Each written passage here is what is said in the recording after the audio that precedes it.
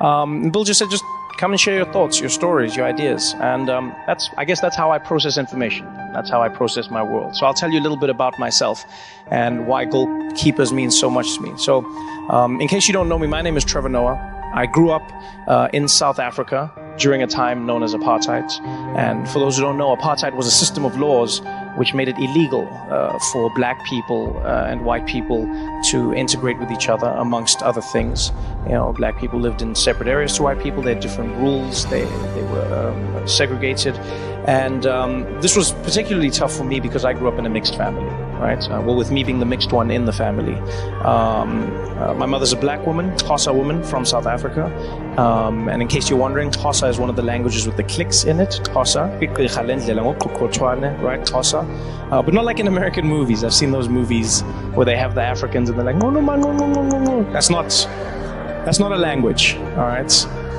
No, even we watch those movies and we're like, I wonder what they're saying, eh? It's not language.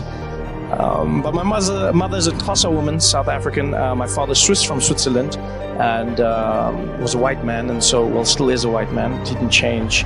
And so they got together during this time, which was against the law, and they had me. And, you know, it wasn't easy growing up in this family, and that's really where our journey began. Because we were a family that couldn't be together. We were a family that was, for all intents and purposes, a crime that existed. Me being born from my mother, because of my father, was me being born a crime. And, you know, one of the biggest things I connected with when, you know, reading about goalkeepers and learning about the organization was the optimism, was the ability to see what no one could see at a time when no one should almost have the rights to see it. My mother was one of those people. You know, my mother's a beautiful, powerful woman who endured a lot during her life. You know, we lived through apartheid in South Africa. We lived through her going on to marry a man who was extremely abusive and alcoholic. And throughout all of that, the one thing that I always admired in my mom was that she had the ability to appreciate the reality of the world she was in, but also optimistically pursue the future that she wished to exist in. And that's for me what goalkeepers is all about, optimism. You know, people always ask, they go, is the world going to be in a better place? Is the world getting better or is it getting worse? Now, depending on who you ask, there will always be a different answer. I've come to find one of the reasons I believe the world is getting better is because we have access to information on how bad the world actually is, which I know is a strange thing to say, but that's honestly what I believe. As a young person, and as someone who makes a show for young people, one of the most powerful tools I've realized is information. We come from an age where there was misinformation, disinformation, and there is some of it today. But now, more than ever, young people communicate across borders, across continents. You see people in England and in America and South Africa tweeting, talking to people in Myanmar. You see people speaking out about what they see happening in Sudan. You see people commiserating and sharing with victims of hurricanes across the Caribbean or across Texas. And whenever I look at that, I go, it's one of the most powerful tools that, if harnessed correctly, can lead to a completely new way that we communicate and we change the world. You know, and young people are driven. That's one of the most beautiful things I've realized is we live in a new age. You know, millennials oftentimes are mocked. You know, say they're lazy, they believe that they're entitled, and, you know, they cry about small things, which is true, but they're also driven. They also wish to make a change. They also believe that they can make a change. And I believe that information and these tools that we possess today have helped increase that. You know, more than ever, we see that in America. You know, as the host of The Daily Show, I'm obviously in a world where we comment on news and politics. And one thing I've noticed with my audience is not only are young people growing into the world of politics, but they're engaged in a way that people were never engaged before, engaged in a way where they understand that they can actually change the course of history as opposed to just being a part of it. It's a beautiful experience to see that's taking place across continents. In my home country, South Africa, we see the same thing. Young people standing up and saying, we don't accept the status quo. We can change our destiny. We can change the future. We can be a part of this world.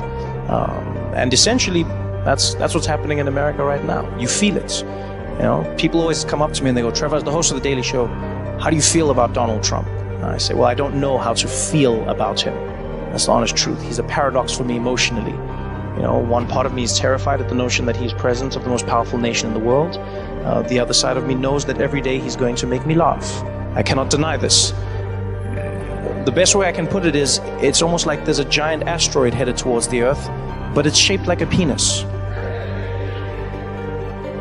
I think I'm gonna die, but I know I'm gonna laugh. And this is a tough place to be in, because you have to process the very real situation that you are in, and that is a dangerous one, but at the same time you can acknowledge that when you laugh, you're not controlled by fear. And that's something that I've always lived with in my life, in my family. You know, my mother always said to me, she said, when we're laughing, we're not afraid. When we're laughing, we're experiencing our truest selves. It doesn't mean what is happening to us is not real, but it means that we can process the very real world that is happening to us. And in many ways, I try and look at the positives. People go, is the world getting better? I go, I believe it's always getting better, but in many ways, the world is like the body. You cannot see the change when you look at it every single day, but if you take snapshots, you can see how things are getting better. You can also see how some things are getting worse. Climate change is one of those. And that's where young people are stepping up and saying, hey, hurricanes are a great example. You know, the intensity of these once-in-a-lifetime events has increased. Maybe it's time to do something. Young people are speaking up. Donald Trump is doing that. People are speaking up. They're engaging like never before. You know, for the first time in history, we're living through a time period where we're learning about the presidency at the same time as the president, which is engaging people like never before. You wake up, you read the newspaper, and you go, I never knew this before. And somewhere at that exact same moment, the president is reading that same newspaper, saying the exact same thing. And that for me is exciting. Is it scary? Yes.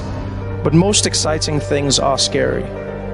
But honestly, I saw it over the last few weeks, and I mean, it's still unfolding now. You have, you know, Hurricane Maria, which is wreaking havoc and moving, you know, to Puerto Rico now, and we're seeing the devastation.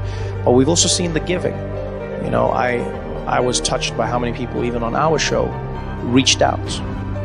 And there is an opportunity for everyone to become a goalkeeper, which is what excites me.